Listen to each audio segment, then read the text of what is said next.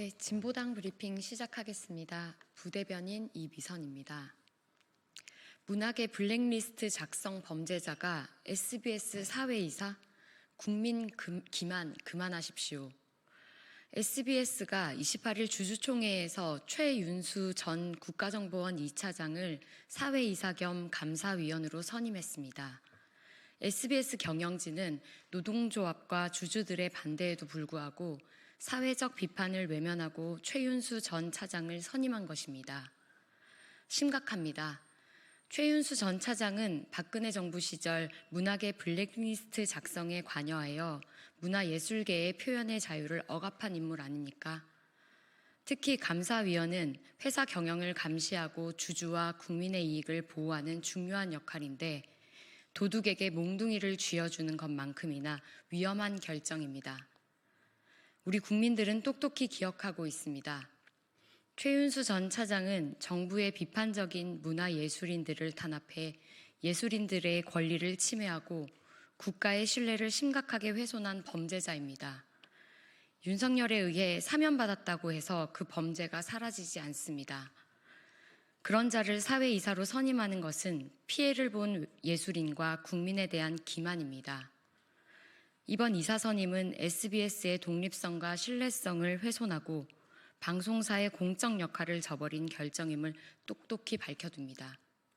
최윤수 전 차장은 지난 범죄에 대한 반성이 먼저입니다. 부끄러운 줄 아십시오.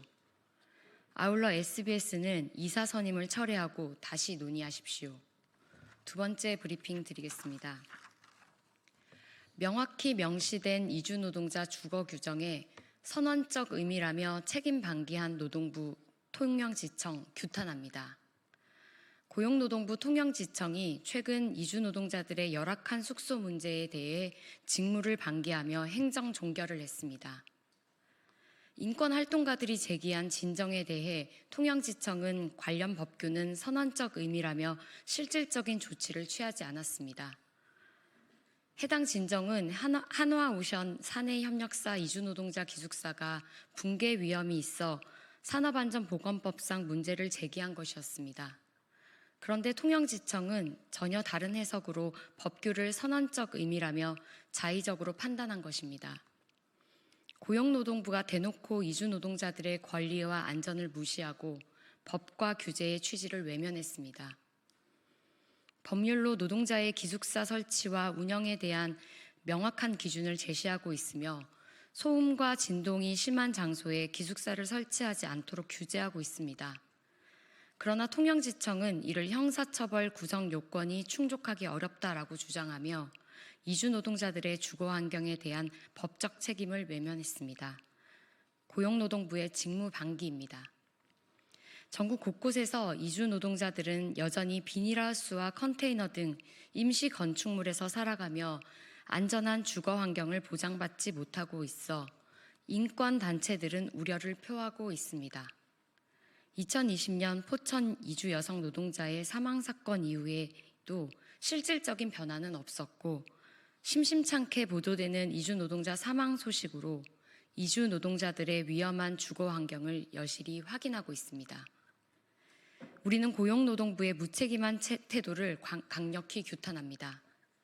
이주 노동자도 존중받을 권리가 있음을 명확히 하고 안전하고 건강한 환경에서 생활할 수 있도록 철저한 관리 감독부터 이루어져야 합니다. 누군가의 불행과 고통은 결국 우리 사회 전체를 퇴행시키고 병들게 하는 것임을 명심해야 합니다. 이상 브리핑 마치겠습니다. 고맙습니다.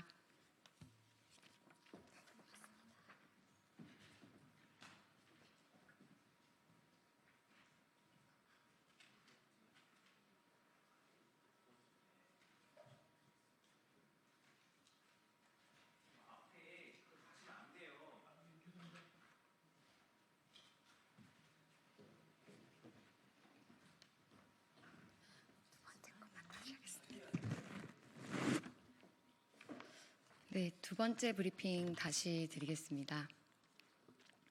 명확히 명시된 이주노동자 주거 규정에 선언적 의미라며 책임 방기한 노동부 통영지청 규탄합니다. 고용노동부 통영지청이 최근 이주 노동자들의 열악한 숙소 문제에 대해 직무를 방기하며 행정 종결을 했습니다. 인권활동가들이 제기한 진정에 대해 통영지청은 관련 법규는 선언적 의미라며 실질적인 조치를 취하지 않았습니다. 해당 진정은 한화오션 사내협력사 이주노동자 기숙사가 붕괴 위험에 있어 산업안전보건법상 문제를 제기한 것이었습니다. 그런데 통영지청은 전혀 다른 해석으로 법규를 선언적 의미라며 자의적으로 판단한 것입니다.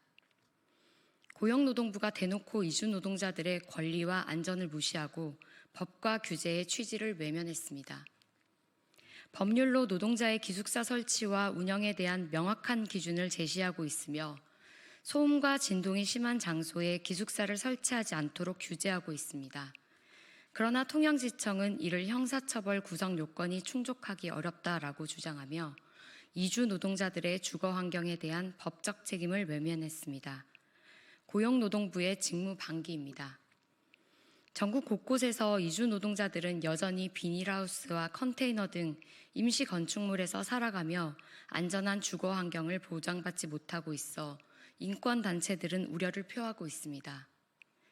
2020년 포천 이주 여성 노동자의 사망 사건 이후에도 실질적인 변화는 없었고 심심찮게 보도되는 이주 노동자 사망 소식으로 이주 노동자들의 위험한 주거 환경을 여실히 확인하고 있습니다. 우리는 고용노동부의 무책임한 태도를 강력히 규탄합니다. 이주 노동자도 존중받을 권리가 있음을 명확히 하고 안전하고 건강한 환경에서 생활할 수 있도록 철저한 관리 감독부터 이루어져야 합니다. 누군가의 불행과 고통은 결국 우리 사회 전체를 퇴행시키고 병들게 하는 것임을 명심해야 합니다. 이상 브리핑 마치겠습니다. 고맙습니다.